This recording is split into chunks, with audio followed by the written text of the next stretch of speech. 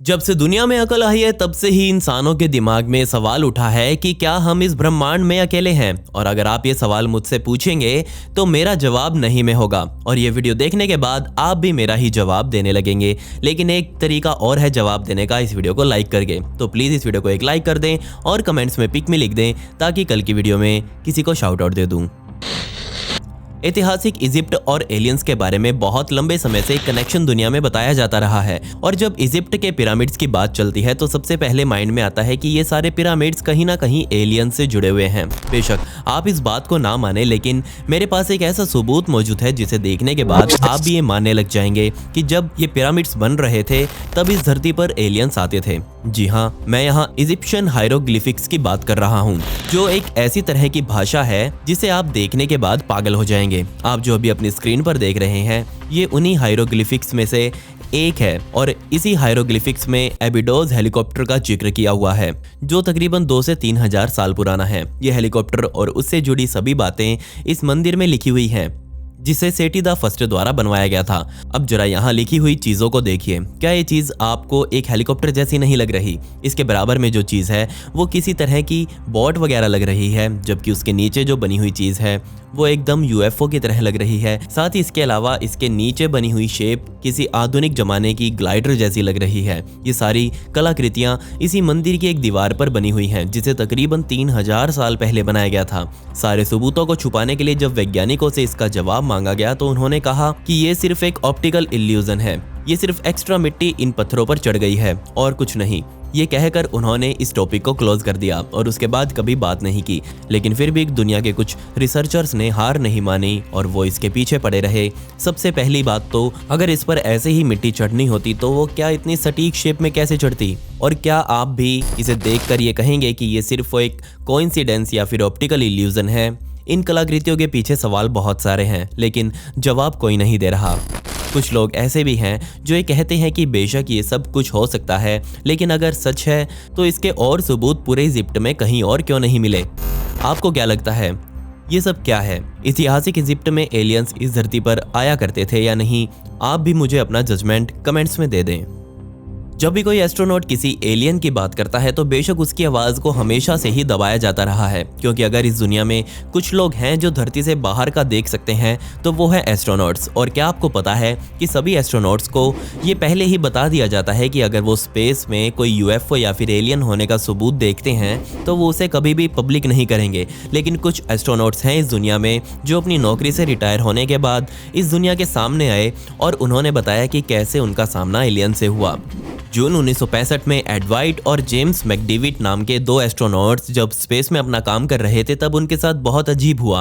वो लोग अपनी जेमिनी स्पेसक्राफ्ट में सवार होकर हवाई के ऊपर से गुजर रहे थे। तभी उन्होंने अपनी नज़र घुमाई और देखा कि एक बहुत अजीब सी चीज़ जिसके ऊपर एक मेटल की बहुत बड़ी छड़ जुड़ी हुई है वो उनके पास से गुजर रही है। मैकडेविट ने तुरंत उसकी फ़ोटोज़ क्लिक करना शुरू कर दिया, लेकिन मैकडेविट ने बाद में कहा कि फ़ोटोज़ में ये चीज़ बिल्कुल भी साफ नहीं दिखाई दे रही, क्योंकि उस समय कैमराज इतने पावरफुल नहीं हुआ करते थे। साथ ही उसने ये फोटोज अपने स्पेसक्राफ्ट की खिड़की के अंदर से खींची थी, जिससे ये खिड़की भी ब्लरी हो गई।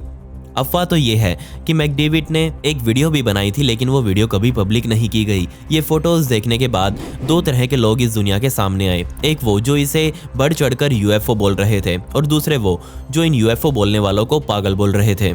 ऐसा ही एक और काम सन 1965 में ही दिसंबर के महीने में हुआ, और अब की बार एस्ट्रोनॉट्स थे जेम्स लोवेल और फ्रैंक बॉर्मन।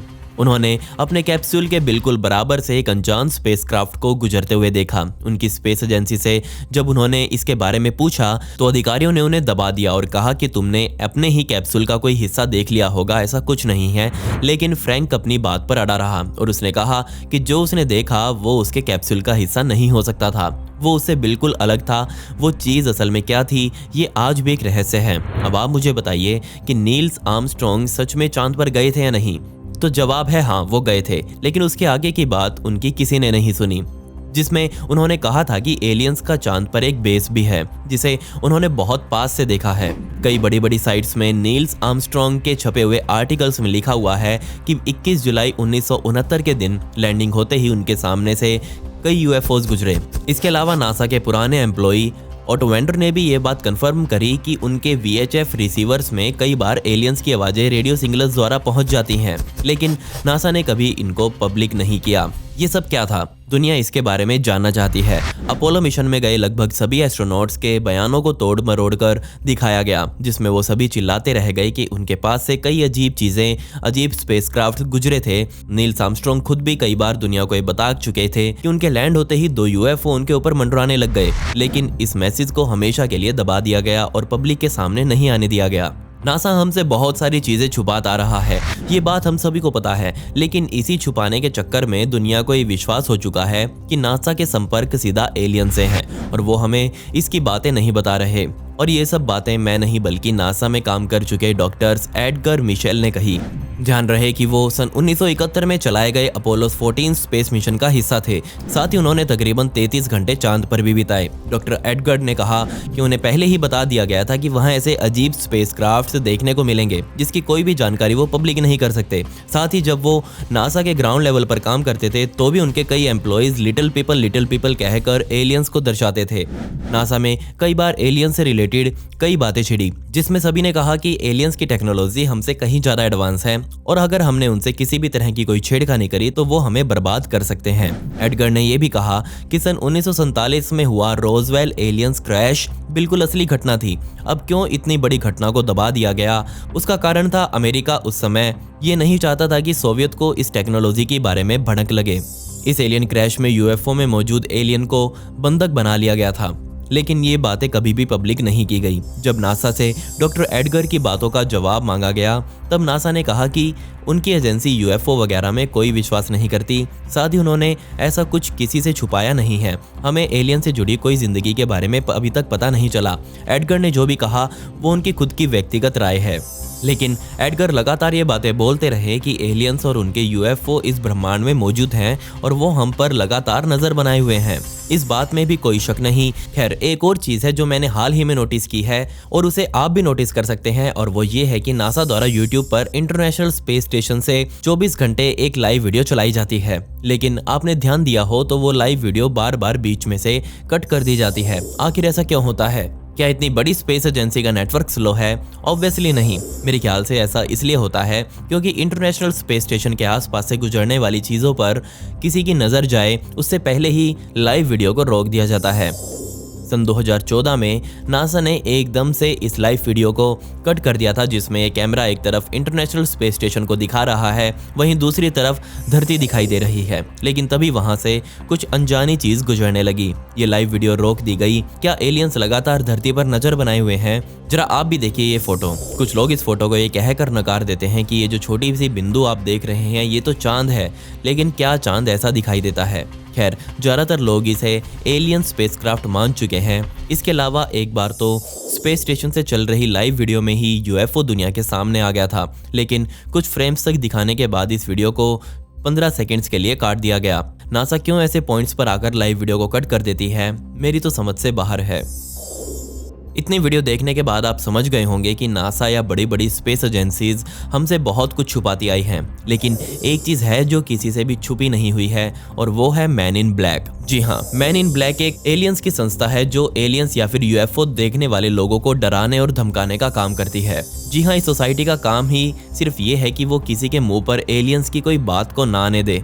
पिछले कई सालों से मैन इन ब्लैक के बारे में कई बातें दुनिया में घूम रही हैं। कुछ लोग मानते हैं कि ऐसा कुछ नहीं है, लेकिन बहुत सारे लोग ऐसे भी हैं जो इस बात में विश्वास करते हैं कि इस दुनिया की सुपर पावर्स नहीं चाहती कि आम जनता को एलियंस के बारे में पता लगे। अब आप कहेंगे कि अगर ऐसी कोई सोसाइटी है तो उसके आदमी कहाँ पर हैं, वो किससे मिलते हैं और वो क्या करते हैं? तो चलिए सबसे पहले सुनते हैं डॉक्टर हर्बर्ट हॉपकिंस की, जो कि मेन में मौजूद ऑल्ट रिचर्ड बीच के पास रहते हैं। सितंबर 1976 में वो एक UFO के केस पर स्टडी कर रहे थे और तभी उनका लैंडलाइन बजा और सामने वाले ने अपने आप को न्यू जर्सी UFO ऑर्गेनाइजेशन का बताया।